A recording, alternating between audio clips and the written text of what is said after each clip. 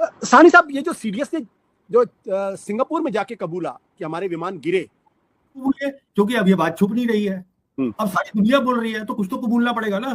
तो आपने 4 दिन देखा था, वो आपने एक्शन देखा था। पाकिस्तान ने वो चीजें इस्तेमाल करी हैं जो किसी जंग में नहीं करी। उन्होंने साइबर का इस्तेमाल किया है। कश्मीर की जो साइट्स थी वो अभी भी कई बंद पड़ी हैं। ये समझ में नहीं आया ये आपने हासिल क्या कर लिया। आप मुझे ये समझा दीजिए, क्या ये वो कोई डरा थोड़ी ना है पाकिस्तान आपसे। मामला है लड़ाई, जो जंग जो होती है वो मजाक नहीं होता है कि वो टेलीविजन के ऊपर चिल्ला दिया आपके साहब हमने ये कर दिया, कराची घुस गए, ऐसा। आपने क्या हासिल किया? आपकी जो कमजोरी थी एयरफोर्स की, पहले बालाकोट में दिखी, अब दोबारा फिर अब दिख गई। अब आप पाकिस्तान ने अपने आर्मी चीफ को फील्ड मार्शल का दर्जा दे दिया है। इसका मतलब ये है सिर्फ वही फैसले लेंगे लड़ाई के और पीस के हिंदुस्तान के साथ। हमने अपनी मिसाइल्स छोड़ी तो उन्होंने भी अपना ऑपरेशन किया। हमने कबूला भी नहीं था कि हमारा कोई जहाज गिरा है तो उसके स्टॉक प्राइस नीचे चले गए थे। पाकिस्तान की जो एयरफोर्स थी उन्होंने बहुत ज्यादा ब्रीफिंग दी थी। हमारे यहाँ हमने बात ही नहीं करी है। बिल्कुल कहने का मतलब ये है कि वो तैयारी ज्यादा तेज कर पाएंगे क्योंकि चीन उनके पीछे खड़ा है। और ये भारत के लिए खतरे की घंटी है या ये बहुत बड़े खतरे की बात है। जो आप हमारे केस में अभी हमें ढूंढना है कि 5th जनरेशन एयरक्राफ्ट कौन सा आएगा। अब देखिए हिंदुस्तान में आज जो है 80 करोड़ गरीब लोग हैं जिनको फ्री राशन प्राइम मिनिस्टर से मिलता है। अगर हम डेवलपमेंट पे अपने लोगों पे कंसंट्रेट करेंगे, देखिए आपका दुश्मन पाकिस्तान भी नहीं है, आपका दुश्मन सोच होती है हमेशा। पाकिस्तान जो है वो भी कहता है आप हमारे से पीस कर लीजिए, वो इसी तरीके से कि ये हमारा दुश्मन है, ये हमारा दोस्त है। ये आपका कोई दोस्त नहीं है, आपका कोई दुश्मन नहीं है। सब कुछ जो है वो आप ही का है। आपको तय करना है कि अगर आपका इंटरेस्ट है तो आप, अगर सरकार ये फैसला कर ले कि मैं अभी हमें अगले 10 साल शांति चाहिए, हम डेवलपमेंट करेंगे, तो शांति आ जाएगी। ऐसी कोई बात नहीं है। ना चीन और ना पाकिस्तान आपको दुश्मन है। तो आप भारत की डिफेंस प्रिपेयर्डनेस को कैसे देखते हैं? आज एयर चीफ परेशान हो रहा है, खुलेआम वो बोल रहा है कि मेरे पास वो नहीं है, हवाई जहाज नहीं है। ये लोग जानते हैं, आप देख लीजिए कहाँ भारत पड़ा है, कितने लोग आपके साथ खड़े हो गए हैं। इजराइल खड़ा हुआ है और वो तालिबान में शायद बोल दिया, वो तालिबान भी उनके साथ चले गए। अच्छा, पाकिस्तान के साथ 3 है आज बड़ी बड़ी शक्तियां। चीन उसके साथ खड़ा है, अमेरिका कह रहा है मैं दोनों के साथ ट्रेड करूंगा। अच्छा, जो रशिया हमारा सबसे नजदीकी है उसने एक डील साइन कर ली है पाकिस्तान के साथ। अभी का नुकसान होता है, पैसे का नुकसान होता है, गरीब मुल्क है, हमारी इकोनॉमी जो है करीबन 20-20 साल पीछे चली जाएगी। क्या हम ये चाहते हैं? हाइलाइट्स में आपने देख ही लिया है। आगे चल के डिटेल में मज़ीद वीडियो आपके साथ शेयर करेंगे। भारतीय मीडिया और भारतीय अवाम के बाद भारतीय दिफाई माहिर परवीन स्वानी ने बड़ा एतराफ़ कर लिया है। उनका कहना है कि पाक भारत जंग के दौरान भारत को पाकिस्तान से बुरी तरह शिकस्त का सामना करना पड़ा। भारत पाकिस्तान को हल्के में लेता रहा और भारी नुकसान उठाना पड़ा। अगर आप इस तरह की वीडियोस देखना पसंद करते हैं तो हमारे चैनल को सब्सक्राइब करें। आइए चलते हैं मुकम्मल वीडियो की जानिब। आज दरअसल हम बातचीत करना चाहते हैं ऑपरेशन सिंदूर, उसके बाद हुए सीज फायर और अब तकरीबन 3 हफ्ते के बाद क्या है हालात। क्या वाकई पाकिस्तान को किसी तरीके का सबक मिला है या सबक नहीं मिला है, क्योंकि पाकिस्तान ने अपने आर्मी चीफ को फील्ड मार्शल का दर्जा दे दिया है। इन तमाम सवालों के साथ हम बात करेंगे प्रवीण साहनी जी से, जो देश के जाने माने नेशनल सिक्योरिटी और डिफेंस के एक्सपर्ट हैं और फोर्स मैगजीन से जुड़े। जी आपका बहुत बहुत स्वागत है। 3 हफ्ते हो गए सर, क्या ये माने कि अब भारत आज आश्वस्त है, सुरक्षित महसूस कर सकता है? नहीं, मैं ऐसा कुछ भी नहीं समझता हूँ। उसका कारण ये है, जैसे ये जो ऑपरेशन सिंदूर है, देखिए इसमें सीज फायर नहीं हुआ है, इसमें एक पॉज हुआ है। सीज फायर का मतलब होता है कि हम बैठ के दोनों साइड तय करें कि हाँ अब हम एक दूसरे पे हमला नहीं करेंगे। तो ऐसा कुछ भी नहीं हुआ है, तो खतरा पूरा अभी भी है। कोशिश की गई कि सीज फायर हुआ और अमेरिका के राष्ट्रपति तो बार बार कह रहे हैं मैंने सीज फायर कराया है, तो आप पॉज कर रहे हैं। सीज फायर का मतलब ये होता है कि जो दोनों साइड हैं वो कहें कि हाँ अभी जो है इसके बाद हम कोई ऐसी सैन्य कार्रवाई नहीं करेंगे, तो कोई भी साइड इसको जो रोका हुआ है उसको फिर से शुरू कर सकती है। जो आपने 4 दिन देखा था वो आपने एक्शन देखा था। पहले मैं आपके व्यूअर्स को ये बता दूं, ये एक ऐसा ऑपरेशन था जिसमें 4 दिन के अंदर पाकिस्तान ने वो चीजें इस्तेमाल करी हैं जो किसी जंग में नहीं करी। तो वो मिसाल के तौर पे हमारे दोनों के जो हवाई जहाज थे, जिसको हम बोलते हैं 4.5 जनरेशन, वो यूज हुए हैं। मिसाइल्स यूज हुई हैं, क्रूज मिसाइल्स यूज हुई हैं, पहले कभी नहीं हुई हैं। फिर इलेक्ट्रॉनिक वॉरफेयर बहुत ज्यादा यूज हुई है। उन्होंने साइबर का इस्तेमाल किया है। कश्मीर की जो साइट्स थी वो अभी भी कई बंद पड़ी हैं। पाकिस्तान की तरफ से, जैसे आपने बताया, जो आसिम मुनीर है आर्मी चीफ, वो आज भी आर्मी चीफ है, पर उनका रैंक जो है 5 स्टार कर दिया है। इसका मतलब ये है सिर्फ वही फैसले लेंगे लड़ाई के और पीस के हिंदुस्तान के साथ। और चाइना अब खुलकर सामने आ गया है कि हाँ हम सपोर्ट करेंगे पाकिस्तान को। तो कहने का मतलब ये है कि ये एक बहुत टेंस सिचुएशन है, इसको आपके व्यूअर्स को समझना चाहिए। अभी कोई सीज फायर नहीं है। बिल्कुल, आपने कहा बहुत टेंस सिचुएशन है, लेकिन पॉज करने की मजबूरी कह लें या पॉज करने की जरूरत क्यों पड़ी? क्योंकि हमारे जैसे प्राइम मिनिस्टर ने या हमारी साइड जो बोल रही है, हमारा सिर्फ एम ये था कि हम टेररिस्ट इंफ्रास्ट्रक्चर को उनके घर में घुस के मारें। उनका एम ये था कि जब उन्होंने अगले दिन अपना ऑपरेशन किया, तो क्योंकि उनकी हम सरहद के अंदर हमने अपनी मिसाइल्स छोड़ी, तो उन्होंने भी अपना ऑपरेशन किया। देखिए, सबसे बड़ी बात इस लड़ाई की जो देखी गई है, जो अब हिंदुस्तान के chief of defence staff general Anil Chauhan ने कबूल लिया है कि हमारा रफेल या नॉट रफेल, हमारा हवाई जहाज गिरा है। कितना गिरा है उन्होंने कहा वो उसको छोड़िए। तो सबसे बड़ी बात मेरे हिसाब से इस 4 दिन के ऑपरेशन की थी कि हवाई जहाज फाइटर्स का इस्तेमाल करना, और उसका क्या नतीजा निकला। आया चीन खुल के सामने आ गया है। चीन के पास वो काबिलियत है जो अब वो पाकिस्तान को देगा, जिससे कि वो अपना डिफेंस जो है, एयर डिफेंस, उसको और तगड़ा करेंगे। तो ये बेसिकली 2 मोटी मोटी बातें हैं होगी।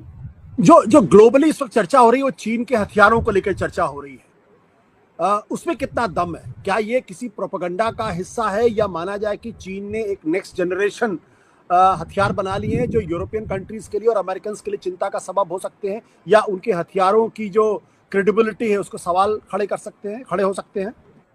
देखिए, जो चीन का हवाई जहाज है और जो मिसाइल है जिसको हम बोलते हैं, उनका हवाई जहाज था J-10 और उनकी मिसाइल थी PL-15। अब आप खुद देख लीजिए, जो डेसॉर एविएशन है, जो रफेल बनाते हैं, जब हमने कबूला भी नहीं था कि हमारा कोई जहाज गिरा है, तो उसके स्टॉक प्राइस नीचे चले गए थे। और जो ये बनाते हैं J-10, उसके स्टॉक प्राइस ऊपर चले गए थे। और आप सारे जो लेख देखिए दुनिया में छपे हैं, क्योंकि पाकिस्तान की जो एयरफोर्स थी उन्होंने बहुत ज्यादा ब्रीफिंग दी थी। हमारे यहाँ हमने बात ही नहीं करी है, बिल्कुल हमारी एयरफोर्स ने कोई भी ब्रीफिंग नहीं दी है।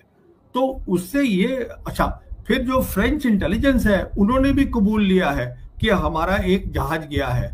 फिर जो डेसॉ एविएशन है वो भी कबूल रहा है। अब अगर सब कबूल रहे हैं, इसका मतलब ये हुआ कि चीन का जो आज हथियार है वो मुकाबले का हथियार है वेस्ट के और नेटो के मुकाबले का। मैं तो ये कहूंगा उससे थोड़ा सा बेहतर है।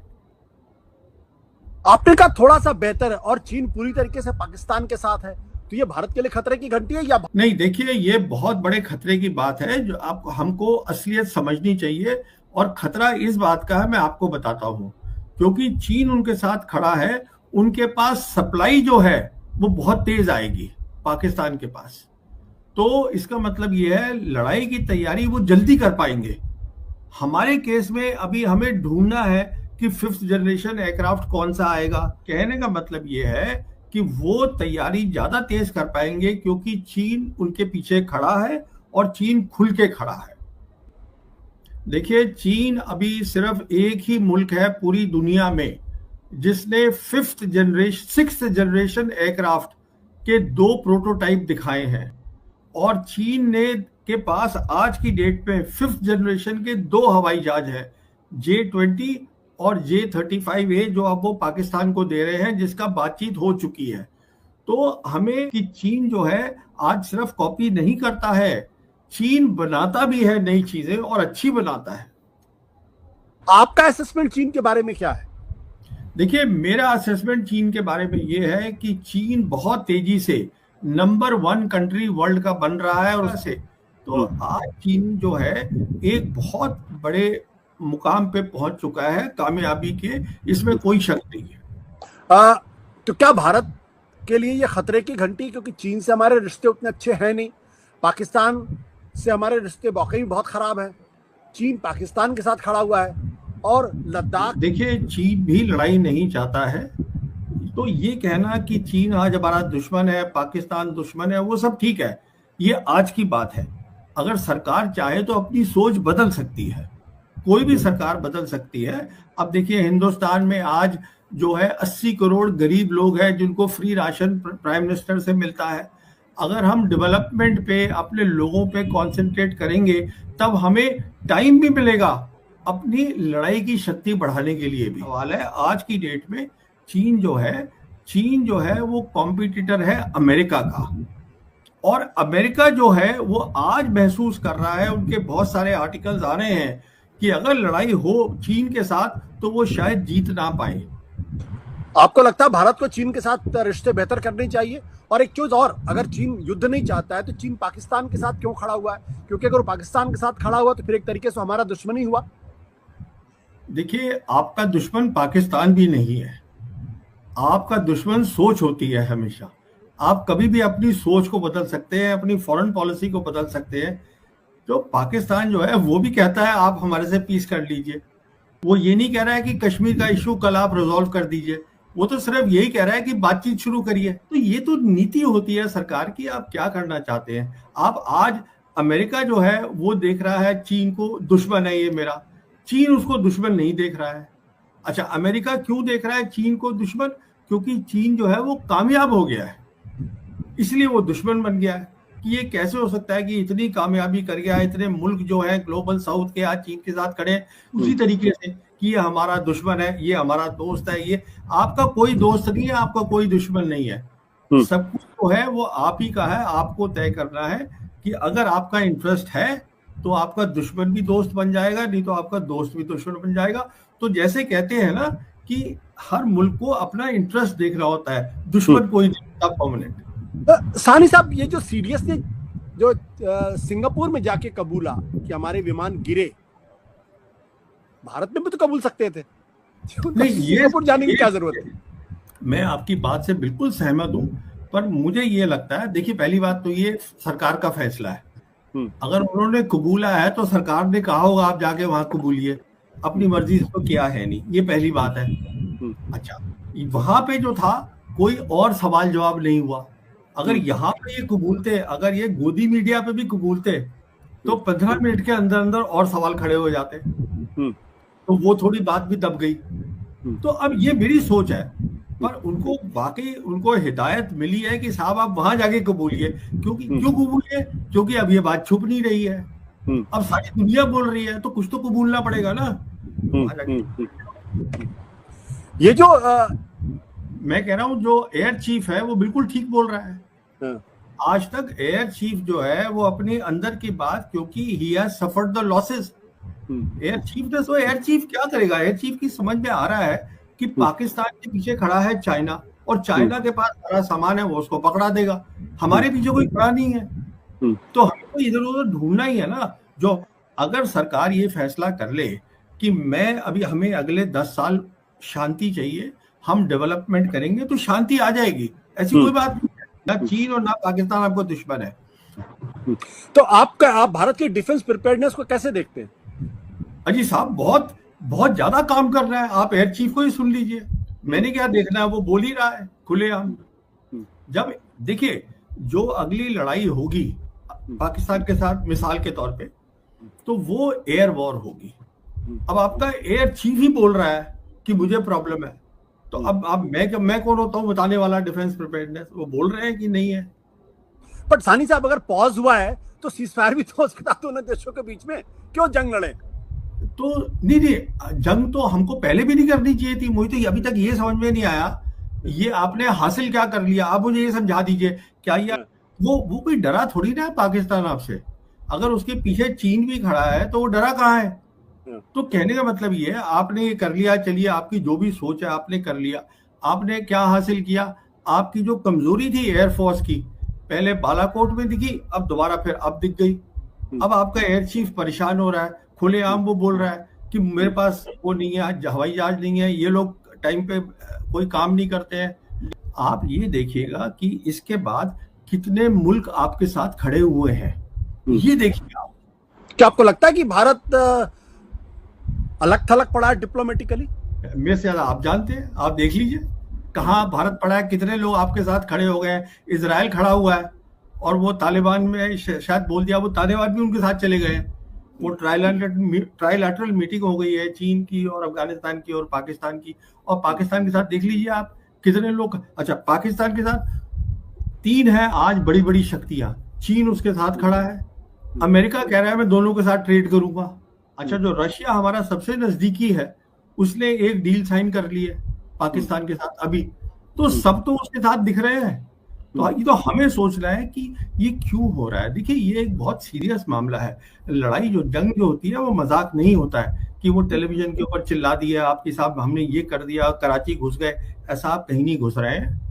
ये एक मजाक नहीं है, इसमें बहुत ज्यादा देश का नुकसान होता है और जिंदगी का नुकसान होता है, पैसे का नुकसान होता है। गरीब मुल्क है, हमारी इकॉनमी जो है करीबन 20-20 साल पीछे चली जाएगी। क्या हम ये चाहते हैं? नहीं चाहते हैं, क्योंकि पाकिस्तान के पीछे चीन खड़ा है। ये सब चीजें तो है, हमारी हिंदुस्तान की सरकार को सोचनी है ना।